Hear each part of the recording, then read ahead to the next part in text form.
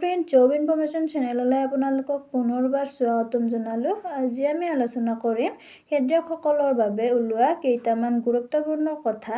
কি সিদ্ধান্ত লৈছে এইবাৰ চৰকাৰে, এইটো ভিডিঅ'ত আমি জানিবলৈ চেষ্টা কৰিম। আৰু ভিডিঅ'টো ভাল লাগিলে লাইক কৰিব, কমেণ্ট কৰিব আৰু ছাবস্ক্ৰাইব কৰিবলৈ নাপাহৰিব। আহকচোন চাওঁ চৰকাৰে কি সিদ্ধান্ত লৈছে এইবাৰ, এইটো ভিডিঅ'ত আমি জানিম। ইয়াতে চাব পাৰে আপোনালোকে ৰাইজৰ দ্বাৰা ৰাইজৰ বাবে।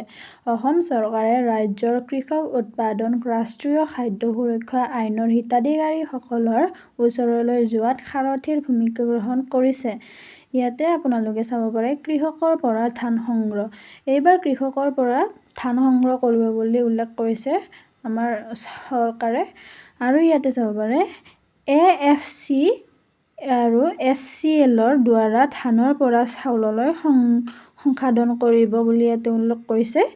আৰু চাউলৰ জমাকৰণ কৰিব, তাৰপিছত ৰাষ্ট্ৰীয় খাদ্য সুৰক্ষা আইনৰ চাউল বিতৰণ কৰিব বুলি ইয়াতে উল্লেখ কৰা হৈছে। এইবাৰ চৰকাৰে এইটো পদক্ষেপ লৈছে যে ডাইৰেক্ট কৃষকৰ পৰাই ধান সংগ্ৰহ কৰিব। কাৰো পৰা ধান সংগ্ৰহ নকৰে, ডাইৰেক্ট কৃষকৰ পৰাই কৰিব বুলি ইয়াতে উল্লেখ কৰা হৈছে। ধন্যবাদ।